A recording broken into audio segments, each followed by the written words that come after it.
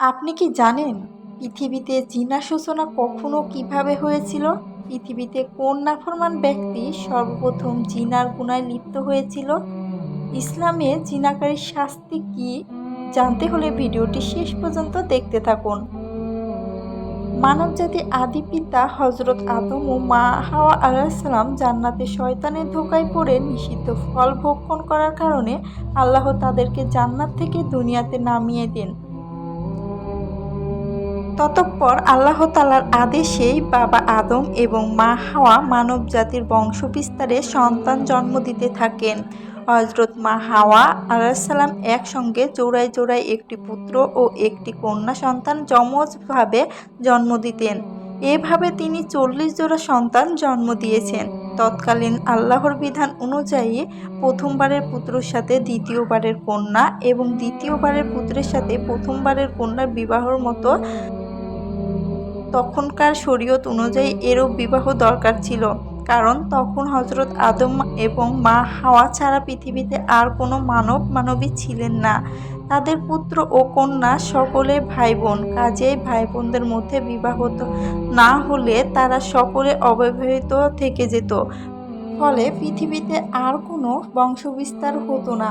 প্রথম 2 জোড়া সন্তান হাবিল ও লিউজা আর দ্বিতীয় 2 জোড়া সন্তান কাবিল ও আকলিমা। এদের প্রথম হাবিল ও আকলিমার সাথে বিবাহ এবং লিউজা ও কাবিলের সাথে বিবাহ সম্পূর্ণ করার কথা ছিল। কাবিলের যমজ বোন আকলিমা ছিল হাবিলের যমজ বোন লিউজার অপেক্ষায় অনেক সুন্দরী। কিন্তু যেদি কাবিল তার যমজ বোন আকলিমাকে বিবাহ করবে, কেননা সে অপরূপ সুন্দরী। কিন্তু তৎকালীন শরীয়ত মতে তারা বৈধ ছিল না। হযরত আদম আলাইহিসসালাম তার ছেলে কাবিলকে বুঝাতে লাগলেন, কিন্তু কাবিল তার সিদ্ধান্ত অনড়, বাবার নির্দেশনা আমলে নিল না। হযরত আদম আলাইহিসসালাম সমস্যায় পড়ে গেলেন।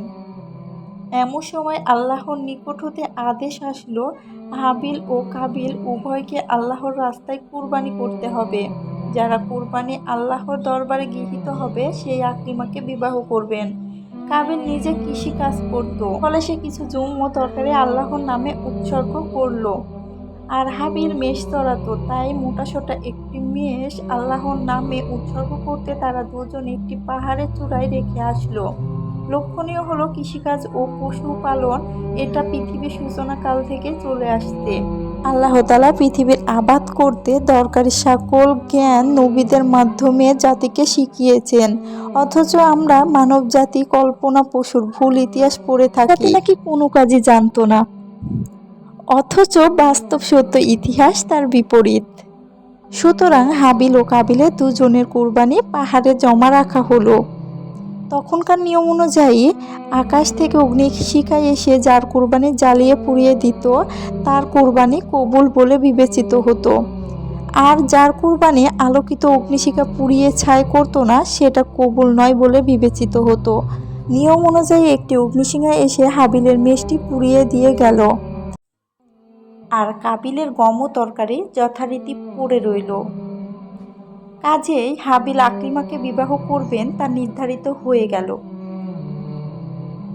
হাবিল ছিল সহজ সরল প্রকৃতির এবং ধর্মপ্রাণ, আর কাবিল ছিল শয়তানের অনুগামী হিংসুক।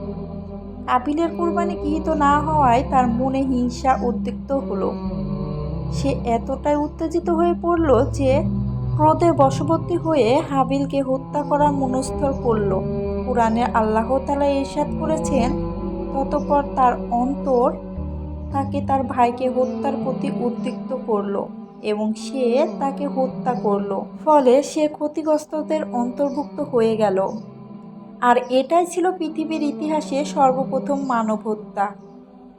হাবিলের হত্যার পর কাবিলের মনে ভয় হতে লাগলো যে পিতা জানতে পারলে ইহার কঠিন বিচার হবে। তাই হাবিলের মৃতদেহ কি করা যায় বা তার লাশ লুকিয়ে রাখা যায় কিনা চিন্তা করতে লাগলো।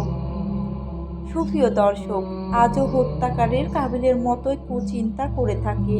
বর্ণিত আছে, কাবিল তার ভাই হাবিলের লাশ 7 দিন পর্যন্ত কাঁধে বহন করে বিভিন্ন জায়গায় ঘুরতে থাকে, কিন্তু কি করবে কিছুই বুঝে উঠতে পারছিল না। এই পরিস্থিতিতে কাবিল দেখতে পেল দুটি কাক মারামারি করতে করতে একটি অপরটিকে মেরে ফেলল। তারপর জীবিত কাকটি তার ঠোঁট দ্বারা মাটি খুঁড়ে গর্ত করে মৃত কাকটিকে ওই গর্তের মধ্যে উপরে মাটি দিয়ে সমানভাবে ঢেকে উড়ে চলে গেল। কাবিল ব্যাপারটি মনোযোগ সহকারে প্রত্যক্ষ করল আর ভাবল, আমি যদি কাকের ন্যায় করি সেটা তো ভালোই হয়, আমার একটা কাকের সমান বুদ্ধিও নেই। ততঃপর সে কাকের পরদর্শী নিয়মে মাটি খুঁড়ে হাবিলের লাশ মাটির নিচে পুঁতে রেখে চলে গেল। আল্লাহ তাআলা বলেন, ততঃপর আল্লাহ তাআলা এমন একটি কাক প্রেরণ করলেন, সে মাটি খনন করেছিল যাতে তাকে শিক্ষা দেয় যে আপন ভদ্রতায় মৃতদেহ কিভাবে আবৃত করতে হয়। মাটিতে পুঁতে রাখার পর কাবিল বলল, আফসোস, আমি কি এই কাকের সমতুল্য হতে পারলাম না যে আপন ভদ্রতায় মৃতদেহ মাটি দ্বারা ঢেকে দেয়। ততঃপর সে অনুতাপ করতে লাগলো। ততঃপর কাবিল উক্ত নিয়মে নিজ ভদ্রতার লাশ গোপন করে ফেলল এবং সে নিজে খুবই লজ্জিত হয়ে গেল। পাপিষ্ঠ কাবিল বাড়িতে ফিরে এসে তার বোন আকলিমাকে নিয়ে বাড়ি থেকে পালিয়ে গেল। এদিকে বাবা আদম আলাইহিসসালাম হাবিলের মৃত্যুর খবর পেয়ে ভীষণভাবে দুঃখ পেলেন। ততঃপর তিনি নিখোঁজ হওয়া কাবিল ও আকলিমার সন্ধান করল, কিন্তু তাদের খুঁজে পেল না। আল্লাহর অবাধ্য নাফরমান কাবিল তার যমজ বোন আকলিমাকে নিয়ে গহীত জঙ্গলে চলে যায় এবং তারা শয়তানের ধোঁকায় পড়ে দুজনে জিনায় লিপ্ত হয়।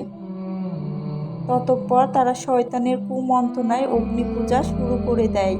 তারিখের বর্ণনা অনুযায়ী কাবিল ও তার যমজ বোন আকলিমা সর্বপ্রথম পৃথিবীতে জিনায় লিপ্ত হয় এবং তারাই সর্বপ্রথম প্রকৃত পূজা ও শুরু করে।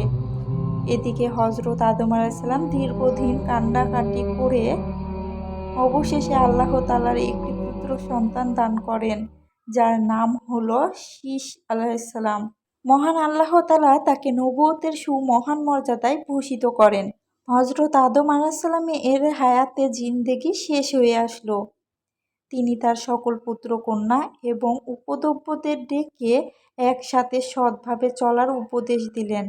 তিনি বললেন, তার মৃত্যুর পর শীস তার প্রতিনিধি হবেন তার উপদেশ মতো চলার জন্য।